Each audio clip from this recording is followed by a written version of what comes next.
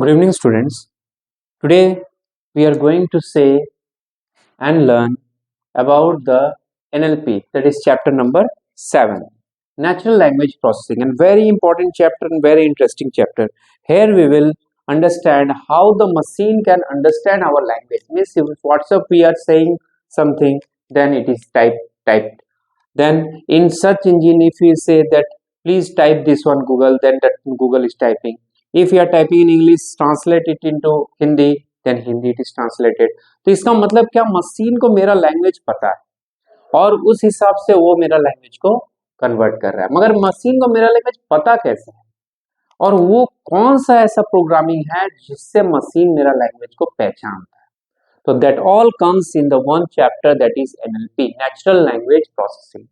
It is the process through which our natural language, English, Hindi, whatever the thing is processed by the machine and can give us the output related to that.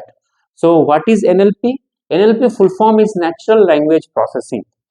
It involves the task like analyzing the sentence, converting the language one to one another, summarizing text, makes questions and answers and etc. Means whatever the language से related कोई भी sentence, word, कोई भी grammar अगर हम लोग को analyze करवाना है मशीन को, that comes in the NLP. इसमें बहुत सारे clever algorithms होते हैं and steps होते हैं जिससे ये मेरा language को identify करता है. So why human languages are so complex? So human languages are so complex because there is not a single language. बहुत सारा लैंग्वेज है. जैसे according to the survey in 2011 in India 19596 languages are being spoken, out of which 121 were official and the rest are dialects. Dialects मतलब क्या, बहुत नीचे प्रजाति के जो लोग होते हैं और means the who are living in the jungles and that all areas, that all speaks in that languages. तो मान लेते हैं कि 121 तरह का लैंग्वेज अगर ऑफिशियल को लेते हैं तो उसको ह्यूमन को आइडेंटिफाई करना, उसका ग्रामर, उसका हर एक meaning, that comes and makes the human language complex. Now let us see the application areas of NLP. The next part is the applications of NLP in real life. So where the NLP is being used. So let us see. So first of all, the search engine में NLP use होता है. जैसे हम लोग का वो microphone का use दिया जाता है, उसमें हम लोग क्लिक करते हैं और हम लोग टाइप करते हैं या तो हम लोग बोलते हैं, whatever we say it types. मतलब क्या, ये मुझे मेरा लैंग्वेज जानता है. Second, voice assistants. Voice assistants means like Alexa, Siri, whatever I'm saying, Alexa play the music, then music is being played. That all are the voice assistants. These are also known as chatbots also. Okay. Autocorrect and predictive text. Whenever we type this, then it gives us this is. ये prediction कर रहा है कि this के बाद क्या हो सकता है. जैसे आधा स्पेलिंग टाइप करते हैं तो उसके बाद आधा स्पेलिंग अपने आप आ जाता है. That is auto correct and predictive text. Next is sentiment analysis. It can analyse our sentiments also, in which mood we are. Text summarisation, जैसे हम लोग बोलते हैं, जैसे चैट जीपीटी में हम लोग जाते हैं और अगर if you are typing, if you have given a paragraph and say that give the summarized version of this paragraph, so it gives the summarized version. Language translation, again जैसे English में type किया उसको translate कर दिया हिंदी में, that is language translation. Email and spam filtering. If अगर हम लोग का ईमेल और उसके अंदर में कौन सा ईमेल स्पैम टाइप का ईमेल है उसको फिल्टर करना है, तो that all comes in the NLP. So the next topic is the chatbots. So what are chatbots? तो chatbots are the virtual assistants which can communicate with humans. These are two types of chatbots. यहाँ पर दो तरीके का chatbots है, ठीक है. तो ये जो applications of NLP है और यहाँ पर chatbot, ये दोनों important topic है. ये एग्जाम में बोर्ड में पूछा जाता है. ओके, तो फर्स्ट ऑफ ऑल इसके अंदर में जितना घुस कर हम पढ़ सकते हैं तो और अच्छा रहेगा. So these are the virtual assistants which can communicate with humans. There are two types of chatbots: script based and smart chat. Script based क्या हुआ? Script based are the chatbots which are pre program, जो पहले से programme किया जाता है और उसके अंदर जितना भी इंस्ट्रक्शन है उसी इंस्ट्रक्शन के बेसिस पे वो आंसर देता है. कुछ अपना दिमाग नहीं लगाता है और कहीं पर भी सबसे ज्यादा दिमाग होगा ही कहाँ, जितना दिमाग है उतना हम लोग प्रोग्राम करके डाल दिए, उतना ही वो दिमाग लगा सकता है. एनवायरमेंट से कुछ सीख नहीं सकता, can't learn from environment. Okay, like chat GPT free version Alexa, Siri, जिसमें हम लोग का सिंपल इंस्ट्रक्शंस के ऊपर काम करता है। अगर हम लोग का इंस्ट्रक्शन दिया गया है उसमें फैन ऑन करने का तो फैन ऑन करेगा, नहीं तो अगर उसका इंस्ट्रक्शन है म्यूजिक ऑन करने का तो म्यूजिक ही ऑन करेगा। Next is smart chatbots. तो what are smart chatbots? These which learns from environment and experiences। जब जो environment और experience से learn कर सकता है वो सब smart bot, like Kuki, clever bot, social chat bot जो सोशल में यूज होता है, वी बूट। वी बूट एक ऐसा चैट बूट है जो मेंटल हेल्थ चेकअप करने में काम आता है कि तुम्हारा मेंटल हेल्थ, उससे तुम बात करोगे तो ये क्या है कि मेंटल हेल्थ तुम्हारा कैसा है कैसा नहीं है ये बता देगा। तो this all comes in the chat boots. Okay, यहाँ पर ध्यान में ये चीज रखना है, एग्जाम में अगर पूछा जाता है कि जो प्री प्रोग्राम्ड है, पहले से इंस्ट्रक्टेड है, कौन सा टाइप का चैटबॉट, तो स्क्रिप्ट चैटबॉट। जो एनवायरनमेंट से मैच करता है, एनवायरनमेंट एक्सपीरियंस से लर्न करता है, वो कौन सा चैटबॉट है, smart bots. Students, let us move to the next part, that is the data processing in NLP. So what is data processing in NLP? NLP में जैसे हम लोग डील किए, NLP stands for natural language processing. ये एक ऐसा tool kit, एक ऐसा एल्गोरिदम है जिसके थ्रू मशीन क्या है हम लोग का लैंग्वेज को समझता है। Okay, so first is NLTK tool kit. तो what is NLTK tool kit? तो natural language tool kit is a popular Python library which provides all necessary tools for data processing। तो पाइथन अभी जितना भी AI का related languages आ रहा है तो Python is very popular in that. तो it is what? It is a popular library. It is a toolkit, is a popular Python library which provides all necessary tools for data processing। Data को process करने के लिए, data को summarise करने के लिए, data को अंडरस्टैंड करने के लिए जितना भी हम लोग का टूल्स जरूरत पड़ेगा वो हम लोग का NLP के टूल किट प्रोवाइड करता है। तो इसमें मेन क्या क्या चीज होता है, तो उससे पहले हम लोग को ये टर्म समझना पड़ेगा, कॉर्पोरा। कॉर्पोरा होता क्या? What is corpora? तो corpora is simply a large collection of written text and speech data. Whatever we are speaking to the chat GPT, to the Google, to any search engine, to any website, it collects the different types of words and different types of sentences and it is kept in one place, that stands for corpora. So the commonly used features in NLTK toolkit. NLTK toolkit में क्या क्या commonly features है, जैसे corpora and resources first। What is this? Corpora को include किया गया और resources को इंक्लूड किया गया, यहाँ से डेटा को लिया जाना है। तो it includes numerous languages resources for training and testing data. तो ट्रेनिंग एक AI मॉडल को ट्रेन करने के लिए और उसके बाद जब AI मॉडल परफॉर्म करे तो उसको टेस्ट करने के लिए हम लोग का ये चीज चाहिए। Next is tokenisation, text normalisation and parts of speech POS tagging. तो this one we will deal in the detail. Okay, so let us move to the tokenization and text normalization. This is a very important part for examination also. So let us move to this part. Now students, now let us move to the text normalization part. तो text normalization है क्या? Normalization का मतलब होता है कि कोई भी complex चीज को अगर हम लोग तोड़ के एकदम सिंपल चीज में कन्वर्ट कर पाए तो that terms as normalization। ये कॉमनली टर्म डेटाबेस से आया हुआ है। ओके, तो डेटाबेस में टेबल नॉर्मलाइजेशन का कंसेप्ट आता है। तो normalisation stands, again I am saying, normal stands to breaking up of the complex statement into simpler one. तो टेक्स्ट नॉर्मलाइजेशन इसका मतलब क्या? कॉम्प्लेक्स पैराग्राफ, सेंटेंस, वो सब को अगर तोड़ के अगर सिंपल सेंटेंस में पार्ट में बांट किया तो that all comes in the text normalisation.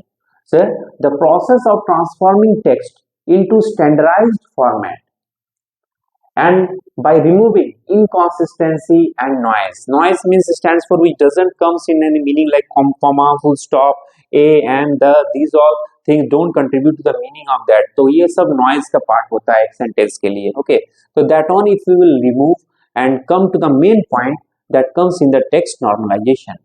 So text normalization comes in the various parts and various steps. तो first is sentence segmentation. Sentence segmentation, segmentation का मतलब है पार्ट में तोड़ना। जब मुझे एक बहुत बड़ा पैराग्राफ दिया जाए और उस पैराग्राफ में हम लोग सेंटेंस वाइज सब पैराग्राफ को पूरा तोड़ दिए तो that comes in the sentence segmentation. It involves the breaking of paragraph into sentences.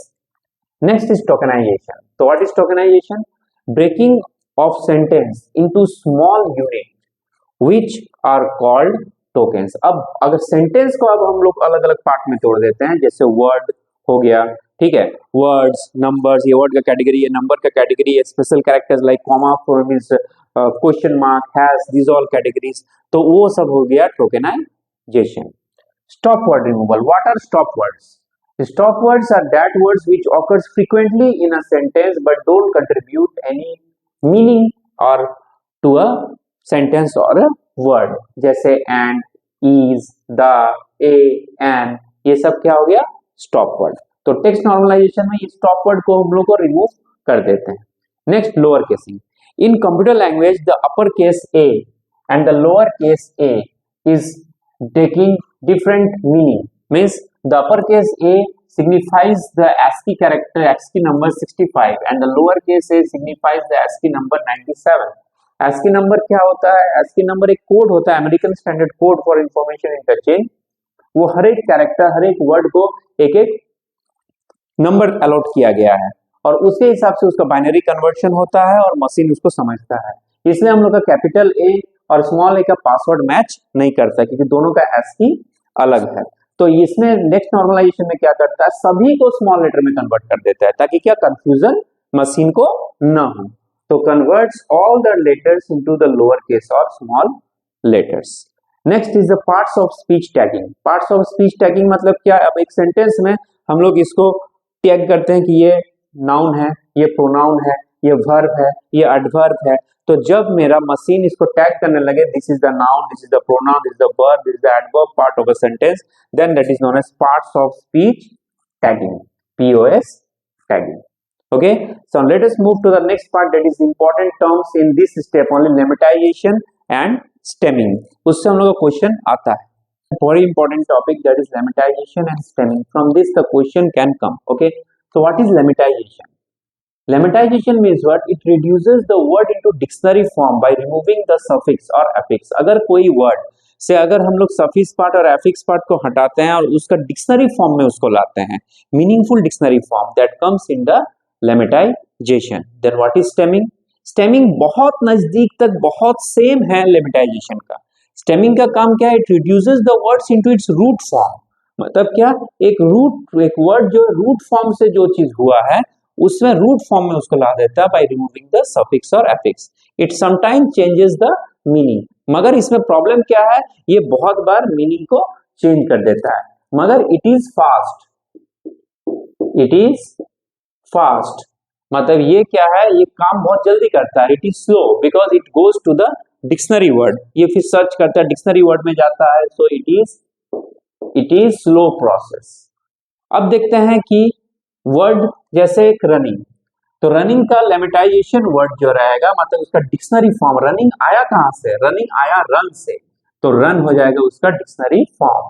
वहीं पर स्टेमिंग ING, वही लास्ट वाला पार्ट को अगर हम रिमूव करते हैं तो यहाँ पर वही चीज रन आ जाता है। तो as I said the 90% lemmatisation and stemming words are same, but leaving the 10%, will see that where the 10% comes. So swimming, swimming का वही, स्विमिंग आया किससे? स्विम से आया, तो उसका डिक्शनरी वर्ड हो गया लेमेटाइजेशन का स्विम, और उसका अगर ING अगर हटा दिया जाए, MMING, तो वो क्या हो गया? स्विम। यहां पर भी सेम हो गया मीनिंग। अब आ रहे हैं बेटर। बेटर आया कहां से? बेटर आया गुड से, ठीक है, the dictionary meaning is good, मगर इसका जो लास्ट वाला पार्ट है, इसका लास्ट वाला पार्ट बेटरिंग बोल के आएंगे, वो सब तो कुछ है नहीं, तो इसका स्टेमिंग वर्ड रूट ही इसका बेटर ही है। बेटर का रूट मतलब क्या? बेटर का और छोटा सा रूट कहीं पर नहीं है। वहीं पर माइस, माइस आया कहां से? माइस आया माउस से, ठीक है, ये वर्ड आ गया माउस, मगर वहीं पर ये ई वाला पार्ट अगर हम लोग हटा दे तो रूट वर्ड इसका बन जाता है माइक। अब देखिए, अब मीनिंग जो है ये चेंज हो गया, ये माउस हो गया तो ये माइक बन गया। वहीं पर और एक एग्जांपल, जैसे गीज, गीज आया कहां से?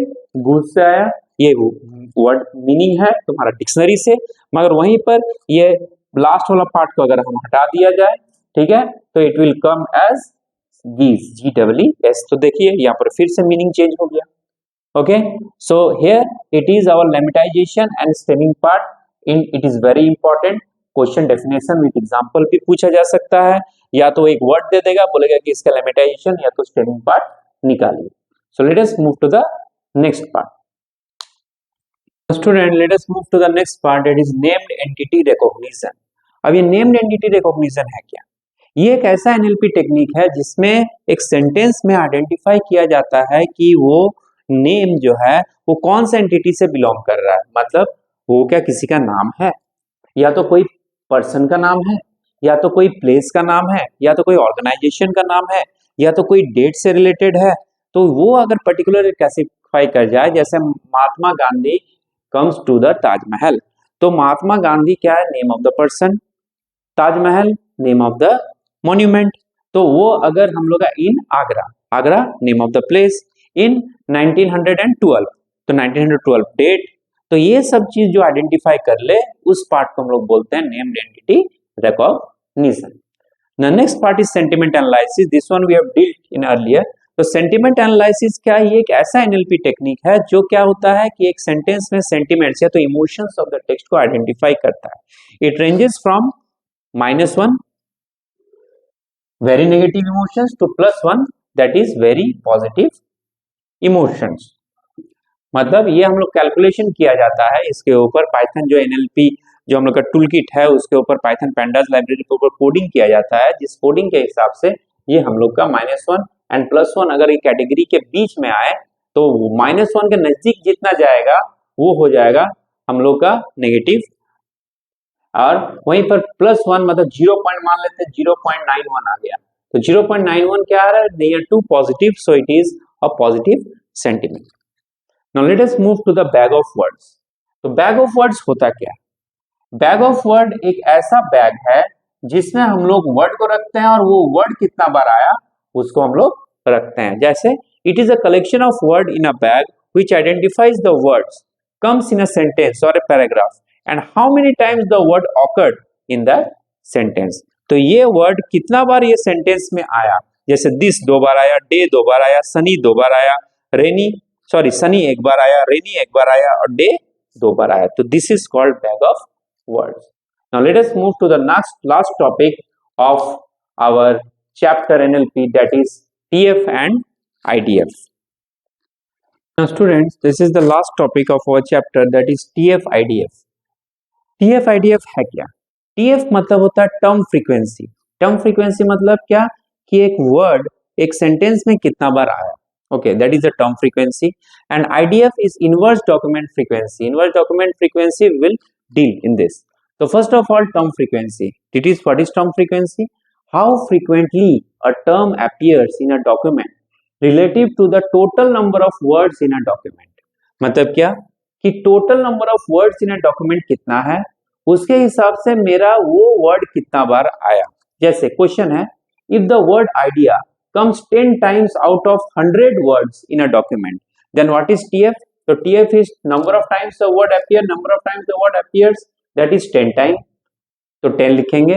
by total number of word is 100, तो by 100, तो my TF, what my TF came 0.1. then what is IDF? IDF is how many documents contains a particular term.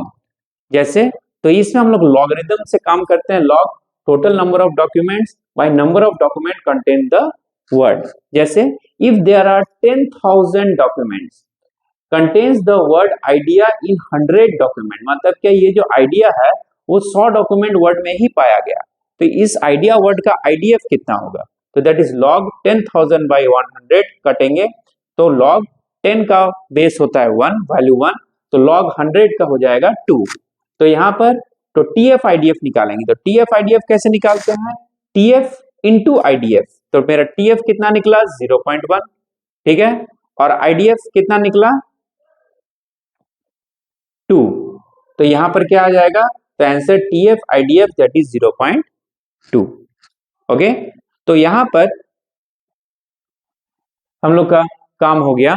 तो एग्जाम में ये हो सकता आ जाए कि एक सेंटेंस दिया जाए और उसका टीएफ निकालने बोले कि एक वर्ड जैसे I am going to this place and I am eating ice cream, तो आई वर्ड का हम लोग का टीएफ कितना निकला? तो आई का ऑब्वियसली टर्म फ्रीक्वेंसी 2 है, ठीक है, 2 बार आया, तो 2 बार आया, आई कितना बार आया? 2 बार, टोटल नंबर ऑफ डॉक्यूमेंट्स 2, तो क्या कट के हो जाएगा? 1। तो TF क्या हो जाएगा 1। तो इस हिसाब से हम लोग के एग्जाम में वो चीज को सॉल्व करना है। And last topic we will move that what are the application areas of TF IDF। TF IDF use कहां पर होता है? So let us move on that. Now the application areas of TF IDF। तो application areas of TF IDF कहां पर, ये TF IDF use कहां पर होता है? तो सबसे पहला सर्च इंजन में होता है। ये कैटेगराइज करता है कि कौन सा ranking of the web pages, ranking of web pages based on search category, search category. So what is text classification? Text classification में ये चीज क्लासिफाई करता है कि कौन सा टेक्स्ट किस ग्रुप को बिलोंग करता है, जैसे spam versus non spam emails. तो इसको जैसे spam versus non spam emails, ये हम लोग का कैटेगरी करता है टेक्स्ट क्लासिफिकेशंस। टेक्स्ट समराइजेशन, ये हम लोग का समराइज करते हैं, जैसे पूरा पैराग्राफ उसको हमको 4 वर्ड या तो 5 वर्ड या तो 5 लाइन 6 लाइन में समराइज करना है, तो that comes in the text summarisations. Topic modelling, ये हम लोग का जैसे मान लो कि 10 टॉपिक है, तो 10 टॉपिक में कौन सा सबसे इंपॉर्टेंट टॉपिक बाद में आया, तो that all comes in the topic modelling. तो इससे अगर एग्जाम में आएगा तो सिंपल आएगा, give two application areas of TF IDF, that only you have to explain. So here we end our chapter of NLP and we will move to the next chapter in next topic. Thank you.